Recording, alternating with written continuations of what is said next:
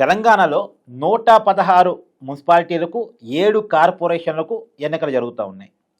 ప్రతి పార్టీ కూడా చాలా ఫుల్ ఫోకస్డ్గా పనిచేస్తూ ఉంది.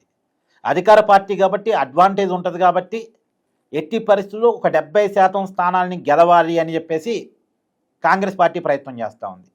వరుసగా సర్వేలు చేపిస్తూ ఉంది.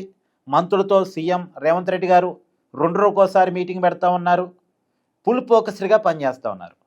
ఇంకొక పక్క బీఆర్ఎస్ కూడా కేటీఆర్, హరీష్ రావు తీవ్రంగా ప్రయత్నం చేస్తున్నారు. బీఆర్ఎస్కి ఎక్కువ స్థానాలు, ఎక్కువ మున్సిపాలిటీలు కావచ్చు, ఎక్కువ కార్పొరేషన్ కావచ్చు గెలిపించుకునే దానికోసం. అదే క్రమంలో బీజేపీ కూడా తీవ్రంగా ప్రయత్నం చేస్తుంది. ఆదిలాబాదు, నిజామాబాదు, కరీంనగర్ ఈ 3 జిల్లాలు తమ సత్తాన్ని చాటటానికి తీవ్రంగా ప్రయత్నం చేస్తుంది బీజేపీ. ప్రధానంగా నిజామాబాద్ కార్పొరేషన్ గెలవాలని, కరీంనగర్ కార్పొరేషన్ గెలవాలని తీవ్రంగా ప్రయత్నం చేస్తుంది. కరీంనగర్ మున్సిపాలిటీని గెలవటం కోసం కేంద్ర మంత్రి బండి సంజయ్ తీవ్రంగా ప్రయత్నం చేస్తూ ఉన్నారు. అలాగే నిజామాబాద్లో కూడా ఎంపీ అరవింద్ తీవ్రంగా ప్రయత్నం చేస్తూ ఉన్నారు. నిజామాబాదు, ఆదిలాబాదు, కరీంనగర్ ఈ 3 చోట్ల కూడా ట్రయాంగిల్ ఫైట్ ఉంటుంది. మహబూబ్ నగర్ కూడా బీజేపీ ఫైట్ ఇస్తుంది. ప్రధానంగా బీఆర్ఎస్కి, కాంగ్రెస్కి పోటీ ఉంటుంది. అలాగే మెదకు, రంగారెడ్డి జిల్లాల్లో బీఆర్ఎస్కి ఎక్కువ అవకాశం ఉంది. ఆ పార్టీ ఉపయోగించుకోగలిగితే. మరి అధికార పార్టీ కాబట్టి కాంగ్రెస్ ఏమైనా అడ్వాంటేజ్ తీసుకుంటే చూడాలి. ఖమ్మం, నల్గొండ, వరంగల్. ఖమ్మం, నల్గొండ ఏమో కాంగ్రెస్కి ఆధిక్యం ఉంటుంది. బీఆర్ఎస్ తన ఉనికిని చాటుకోగలుగుతుంది.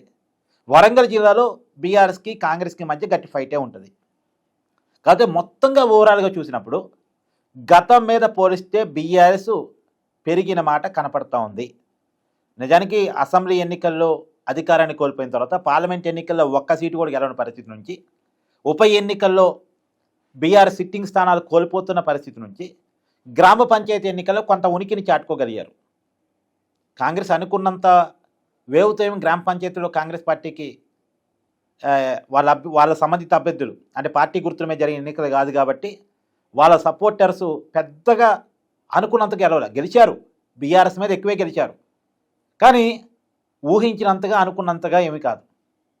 ఇప్పుడు మున్సిపాలిటీ కార్పొరేషన్లు కూడా బీఆర్ఎస్ తన పర్ఫార్మెన్స్ చూపించగలిగిద్ది ఖచ్చితంగా. ఓట్ బ్యాంక్ పరంగా, సీట్ల పరంగా బీఆర్ఎస్ తన పర్ఫార్మెన్స్ చూపించుకోగలుగుతుంది. ఇప్పుడే కాంగ్రెస్ తీవ్రంగా ప్రయత్నం చేయాల్సి వస్తుంది గెలుపు కోసం. ఈజీగా కాంగ్రెస్కి ఏమీ లేదు, ఈజీగా లేదు.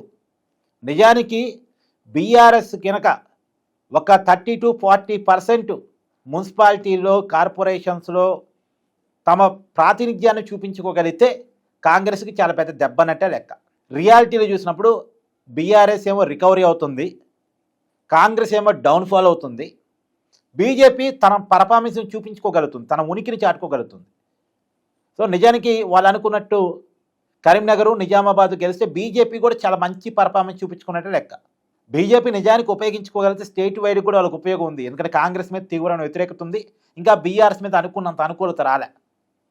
బీజేపీ కావాలంటే తెలంగాణ వ్యాప్తంగా పెరిగే అవకాశం ఉంది. మరి ఆ పార్టీ నాయకులు ఉపయోగించుకోవట్లేదు కాబట్టి తిరిగి కాంగ్రెస్ వ్యతిరేక ఓట్ బ్యాంక్ అంతా బీఆర్ఎస్ పర్ఫార్మెన్స్ బాగున్నా బాగలేకపోయినా బీఆర్ఎస్ పక్కనే చేరింది. సో ఏదేమైనా బీఆర్ఎస్ రికవరీ అవుతుంది, కాంగ్రెస్ డౌన్ఫాల్ అవుతుంది, బీజేపీ కూడా బెటర్ పర్ఫార్మెన్స్ చూపించే అవకాశం ఉంది. కాకపోతే సంఖ్యాపరంగా చూసినప్పుడు అధికార పార్టీకి అడ్వాంటేజ్ అయితే ఉంటుంది కాబట్టి సంఖ్యాపరంగా కాంగ్రెస్ పార్టీ ఎక్కువ సీట్లు చూపించుకునేటువంటి అవకాశం ఉంటుంది. సంఖ్యాపరంగా కాకుండా ఓట్ బ్యాంక్ పరంగా, డివిజన్ల అంటే పర్ఫార్మెన్స్ చూసినప్పుడు బీఆర్ఎస్ ఖచ్చితంగా రికవరీ అయింది.